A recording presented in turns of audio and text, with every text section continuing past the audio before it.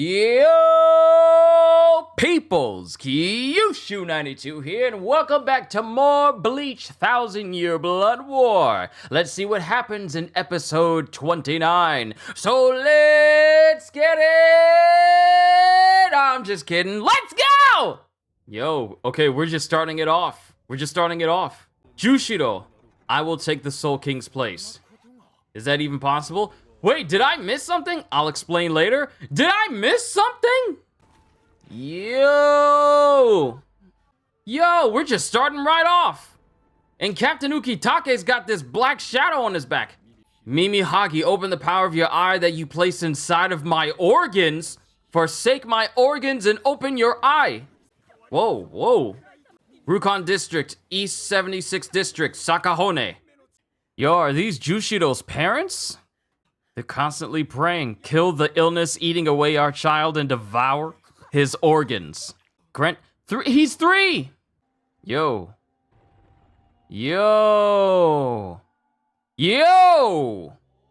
Is that Mimi Hagi? Whoa! Yo! I like how they're doing this. Bleach number 29, the Dark Arm. So that's how they're doing this episode. Wow. Yo. And because of on that stormy night, Mimi Hagi saved my life. That explains why Jushiro has been shown to be like, while he'll get up and fight and stuff, there are moments where he can be, there are times where he can be incredibly tired. This is why. Woo! Yo! This dude getting beat up by an old lady. This woman folded him. This is the reason why old people are scary in Bleach. Miss Oyone, that's her name. Yo. He trying to be nice to the guy. Hey, if you're looking to blow off some steam, join the academy with me. And you can get just a cough and he's already bleeding. And yo, Kyoraku. Yo, don't overdo it. Don't overdo it yourself, Ukitake. Yo, Ukitake versus Jushiro. Even while Jushiro is like coughing up blood, they broke each other's training swords on their chests. They went for the moves and it just broke on their chests. And this is when they first meet each other. Even at a young age, Jushiro was good with kids. And the seasons are changing, showing the basically like Jushiro and Ukitake growing up with each other.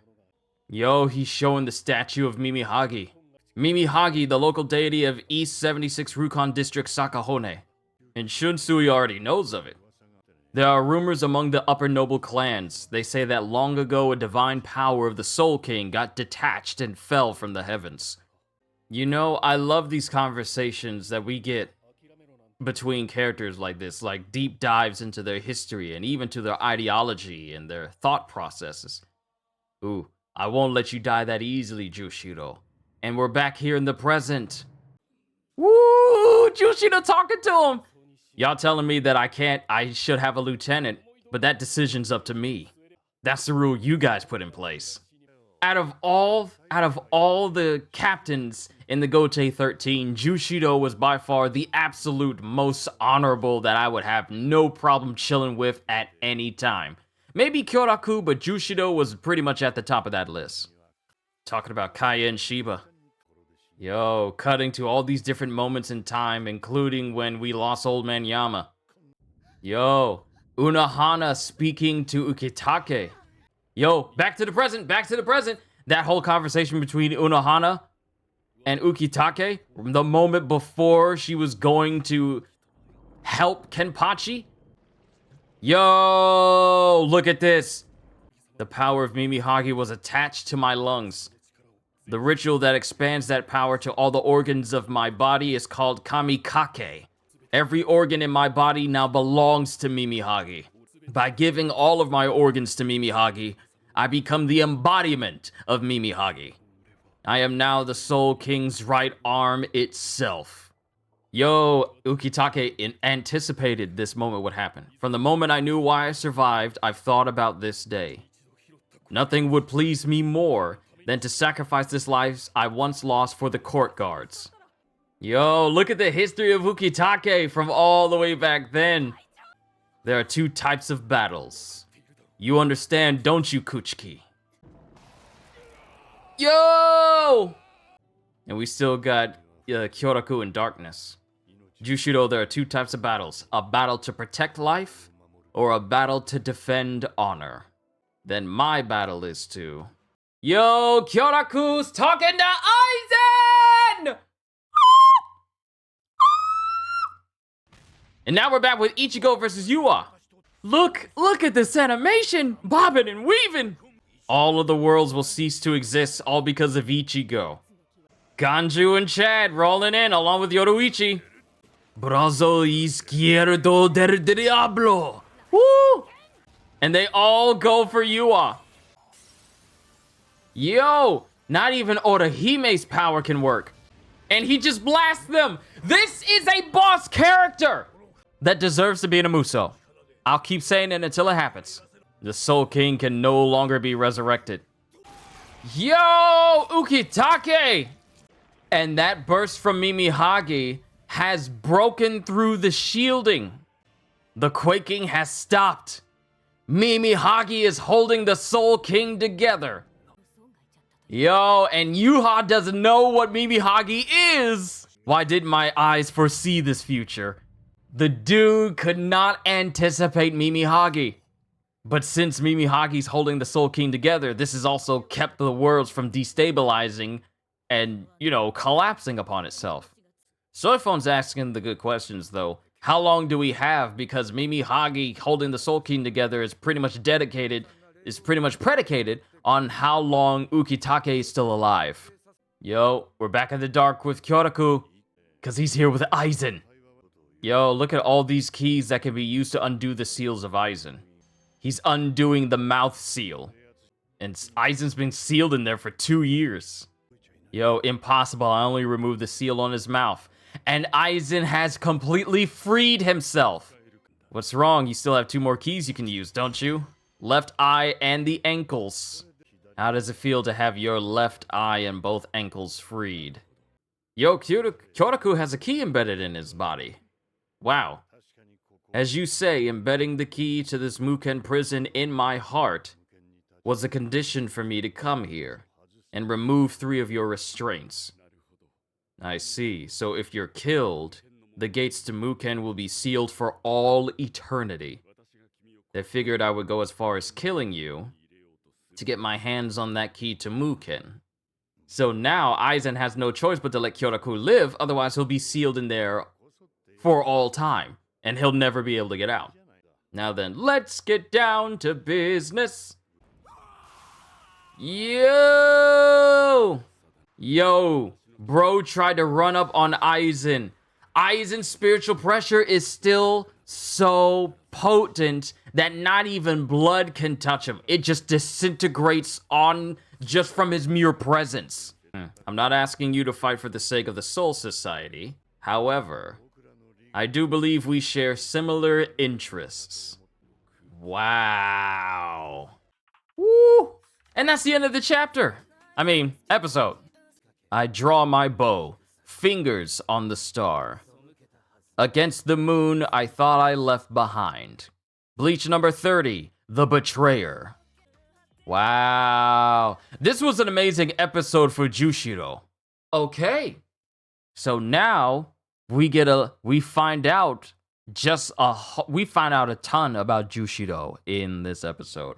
Dude, at the age of 3, had an incurable lung disease. His parents were praying to Mimihagi, the right hand of the Soul King, to use its divine power to allow him to live. And in doing so, basically, Jushiro became a vessel for Mimihagi, where all of his organs basically became that of Mimihagi.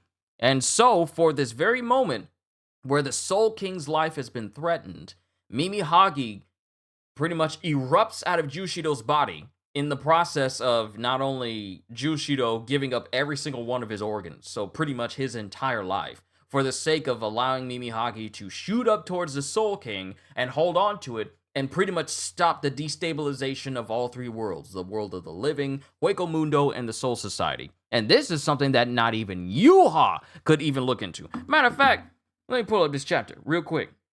Yep, it is right here on which chapter? What is this chapter called? What's the name of this chapter? It's when let me see. It's impossible. Yeah, some of these chapters are kind of, because this is still from volume 68, so we still got a great number of things to cover for the chapters before we're even done with this volume, and we really start to move into the most serious of stuffs that is happening for Bleach. But I am Rio's right arm itself right now, and this is from chapter like 616. Yeah, chapter 616. And basically Mimi Hagi, yeah, chapter 616, Mimi Hagi. And this very opening for this episode is showing here in the manga, where Jushido's parents were praying for him, please save this child. When I was 3, I was stricken with a serious case of consumption. This white hair is a side effect of it. Some of you may have already known that. I was supposed to die when I was 3. Have you ever heard of Mimi Hagi? And then Kisuke is just talking about just his name, a god worshipped in the outskirts of East Rukongai. An indigenous heteromorphic cyclopean god worshipped in Sakahone of East Rukongai's 76th district. They say divine protection is brought to those who offer everything of themselves besides their eye. And this god is said to be the enshrined right arm of Reo, the Soul King, that fell from the heavens long ago. Now, mind you, in the anime, it shows that this is a story that Jushido is telling to Kyoraku, but Mimi Hagi shooting up and stopping the rumbling completely, not even Yuha could see that. And it's just, these are things happening, and there's just like, I feel like they did a really good job translating what's happening in the manga to the anime episodes, even though certain parts of it are taken from different parts of the manga and put into one big lump sum of an episode. I feel like they're doing a very good job adapting what is supposed to be the definitive version of the 1,000-Year Blood War with these episodes. And seeing Jushido's live, him meeting Kyoraku for the first time, their fighting style with like Jushido using 2 swords, you know, like Sogyono's Kotowari and Kyoraku's Katen Kyokotsu, them specializing in using 2 swords even before they got their Zanpakutos and later their Shikais and later their Bankais and everything. So I just feel like this was a very well done episode centered on Ukitake. And like I said before, I love Ukitake. He's literally the most honorable and the most humble out of every single one of them. All the rest of them, they have their reasons, they have their behaviors where they can be all like, I don't know if I'm going to invite you because I don't know if you're going to be cool. So I need to be careful around you. But Jushido is by far the most genuine and behaving the most human, I want to say. You know, the most polite, the most humble, the most good out of everyone. He does what he needs to do as a Soul Reaper, but you know what I mean. There's just something about Jushido that just screams, I want to be around this dude all the time. So seeing him pretty much give his life, all of his life, in order to keep the Soul King around so that the worlds can remain in place, is by far one of the most honorable things I've seen any member of the court guards do. And that just says a lot about Jushido when you have a whole bunch of people that may not care if you live or die. So yeah, that's my opinion. But overall, this was a very good episode, and I can't wait to see what other chapters from Volume 68 get adapted into these episodes for next Saturday. But we'll see. You guys, let me know what you thought of this episode as a whole. I'm done. Sorry for the ramble. You know me, I like to talk a lot about stuff because I like to, get it all out there. But if you made it this far, all I can say is, firstly, thank you for sticking around. And hope you all enjoyed. Can't wait to see you all in my next video. Like, comment, and subscribe if you haven't already, because I am always looking forward to entertaining you. So have a fantastic day, and once again, as always,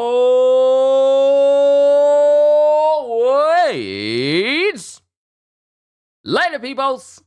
And thank you to all of my moderators and members who help make what I do possible.